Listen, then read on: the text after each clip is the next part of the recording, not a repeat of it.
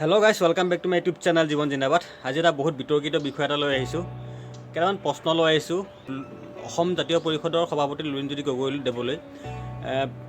আপোনালোকে ভিডিঅ'টো কেনেধৰণৰ লয় মই নাজানো, কিন্তু সাধাৰণ নাগৰিক হিচাপে মোৰ এইখিনি কৰ্তব্য বা এইখিনি মোৰ সোধাৰ অধিকাৰ আছে বুলি মই ভাবোঁ, সেই ভিডিঅ'টো বনাইছোঁ।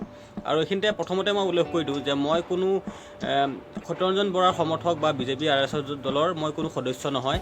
মই এইখন ভাৰতৰে এইখন অসমৰে এজন সাধাৰণ নাগৰিক, হিন্দু ধৰ্মত গ্ৰহণ কৰা এজন সাধাৰণ নাগৰিক। বৰ্তমান মই বহিৰাজ্যত কৰ্মৰত। এইখিনিতে আৰু এটা কথা কওঁ, মই কোনো ধৰ্মৰ বিৰোধী নহয়। মই কোনো ধৰ্মক বেয়া নাপাওঁ, কোনো মানুহক বেয়া নাপাওঁ। কেৱল নিজৰ ধৰ্মক যদি কোনোবাই আঘাত সানিবলৈ চেষ্টা কৰা দেখা যায়, তাত মনে মনে থাকিবৰ বাবেও সহ্য কৰিব নোৱাৰোঁ। অসম জাতীয় পৰিষদৰ সভাপতি লুৰিণজ্যোতি গগৈদেৱে এখন পোষ্টাৰত উল্লেখ কৰিলে যে উগ্ৰ হিন্দুত্ববাদীৰ শোষণ সহি থাকিবনে বুলি। মহাশয়, আপোনাৰ সমৰ্থকসকলে উত্তৰ দিব বুলি ভাবিছোঁ মই, যে উগ্ৰ হিন্দুত্ববাদৰ শোষণ আপুনি ক'ত দেখা পালে, কেনেকৈ দেখা পালে জনাব নেকি বাৰু?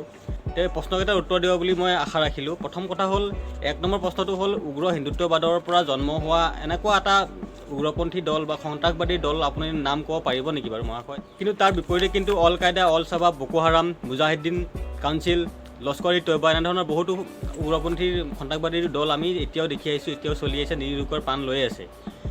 মোৰ দ্বিতীয়টো প্ৰশ্ন আপোনালোকৰ বাবে, অসমত এনেকুৱা এজন মুছলমান ব্যক্তিৰ নাম ক'ব পাৰিব নেকি মহাশয়, যি নেকি হত্যাৰ বলি হৈছে উগ্ৰ হিন্দুত্ববাদী অত্যাচাৰৰ ফলত? কিন্তু তাৰ বিপৰীতে কিন্তু সনাতন ডেকা, ঋতুপৰ্ণ পেগু আমি চিতা দেখি আহিছোঁ এইটো বিগত বছৰটোতে।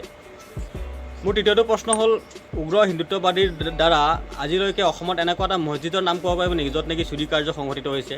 কিন্তু তাৰ বিপৰীতে কিন্তু নামঘৰৰ চুৰি কাৰ্য বাতৰি শিৰোনামা আগৰ পৰাই দখল কৰি আহিছে, আৰু বিগত বছৰত সত্ৰৰ গুৰু আসনখন জ্বলাই দিয়াৰ পৰ্যন্ত আমি দেখিবলৈ পোৱা গ'ল।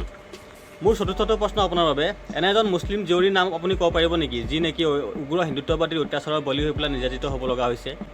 কিন্তু তাৰ বিপৰীতে যদি চাবলৈ যাওঁ, অনমাৰ বৰাৰ দৰে শিক্ষয়িত্ৰী ধৰ্ষণ আৰু হত্যাৰ বলি হ'ব লগা হ'ল, আৰু বহুতো যুৱতী আজি পৰ্যন্ত নিৰ্যাতিত হৈ আছে। বহুতো টেট শিক্ষয়িত্ৰী চৰ চাপৰি অঞ্চলৰ পৰা চাকৰি বাদ দি ঘৰত আহিব লগা হৈছে।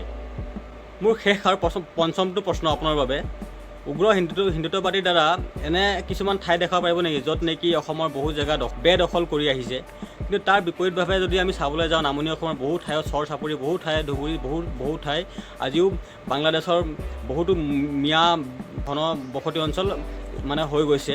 কিন্তু আপুনি হয়তো উজনি অসমত দেখা নাপাব, কিয়নো উজনিৰ ফালে এইকাৰণে দেখা নাপাব কাৰণ উজনিৰ ফালে বাংলাদেশৰ সীমাটো নাই, বাংলাদেশৰ সীমাটো আছে ধুবুৰী আৰু কৰিমগঞ্জৰ ফালে। প্ৰশ্ন বহুতো আছে, আজিলৈ ইমানতে সামৰি মাৰিলোঁ। এই প্ৰশ্নকেইটাৰ উত্তৰ সঠিকভাৱে দিব বুলি আশা ৰাখিলোঁ, আৰু যদিহে সঠিকভাৱে দিব নোৱাৰে তথ্য যুক্তিৰ সহকাৰে, তেনেহ'লে সেই পোষ্টাৰটোৰ পৰা উগ্ৰ হিন্দুত্ববাদী শোষণ বুলি শব্দকেইটা আঁতৰাই দিব মহাশয়।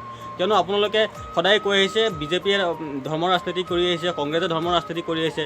মহাশয়, আপোনাকোচোন সেই একেটা পন্থাই অৱলম্বন কৰা দেখা গৈছে, আপুনিওচোন সেই ধৰ্মৰ ৰাজনীতি কৰিয়েই গাড়ী দখল কৰিবলৈ যোৱা যেন লগা হৈছে। তেনেহ'লে অসমত নিবনুৱা সমস্যা, নাৰী সুৰক্ষাৰ পৰা আদি কৰি নতুন উদ্যোগিক প্ৰতিষ্ঠান অনুষ্ঠানৰ মানে আৰম্ভণি কৰা, এইবোৰ সমস্যা, বানপানী সমস্যা, এনেবোৰ কৃষকৰ সমস্যা, এনেবোৰ সমস্যাক লৈ পেলাই কোনে ৰাজনীতি কৰিব, কোনে কেতিয়া মাত মাতিব যদি সকলোৱে ধৰ্মৰ ৰাজনীতিকে কৰি থাকে? হিন্দু মুছলিম আমি সাধাৰণ মানুহবোৰে নকৰোঁ কেতিয়াও, আৰু আমাৰ সেইবোৰ সময় নাথাকে, কিয়নো আমি কাম কৰি খাব লাগিব, বাছ আমাৰ সিমানখিনিয়ে। তো মহাশয়, হিন্দু মুছলিম যে এই বিতৰ্কিত বিষয়বিলাক, এই বিষয়বিলাক আপোনালোকৰ দৰে ৰাজনৈতিক নেতাবোৰে আৰম্ভ কৰি দিয়ে আৰু যুঁজখন লগাই দিয়ে, তাৰ ফলত এই সাধাৰণ নাগৰিকবোৰেও বিচলিত হ'ব লগা হয়। তো মহাশয়, আপুনি জানেনে অসমৰ লাখ লাখ, বৰ্তমান কমেও 7-8 লাখ ল'ৰা অসমৰ বাহিৰত বহিৰাজ্যত কৰ্মৰত হৈ আছে। এবাৰ ভাবি চাইছেনে সেই ল'ৰাবোৰে নিজৰ ঘৰখনৰ, আপোন ঘৰখনক এৰি পেলাই কিহৰ কাৰণে কৰ্মৰত হ'ব লগা হৈছে? তাৰ ভিতৰতে ময়ো এজন। কিহৰ কাৰণে বহিৰাজ্যত কৰ্মৰত কৰিব লগা হৈছে? তো এনেবোৰ সমস্যা উত্থাপন কৰক, এনেবোৰ সমস্যা, কিছুমান নিবনুৱা সমস্যাৰ পৰা আদি কৰি নাৰী সুৰক্ষা আদি কৰি এনেবোৰ সমস্যাক লৈ পেলাই ৰাজনীতি কৰক মহাশয়, সকলোৱে আঁকোৱালি ল'ব।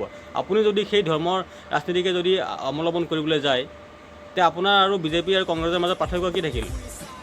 সমৰ্থকসকলে বিষয়টো বিতৰ্কিত নকৰি পেলাই সঠিকভাৱে উত্তৰ দিব বুলি আশা ৰাখিলোঁ। বাকী ভিডিঅ'টো বেছি দীঘল নকৰোঁ, আজিলৈ ইমানতে সামৰি মাৰিলোঁ। জয় অসম। যিমান পাবা সিমান ঘূৰাই পূৰ্বাঞ্চলৰ, যোনে নাম উজ্বলাই 7 ভনীৰ ৰাণী মোৰ অসমীয়াই। মোৰ অসমবাসীলৈ মই মৰম যাচিলো, অসমৰে সন্তান হৈ ৰচনা ৰচিলো, মোৰ ৰক্তৰে ভৰা মোৰ গানৰ কলম, হলো অসমীয়া আমি চব জয়।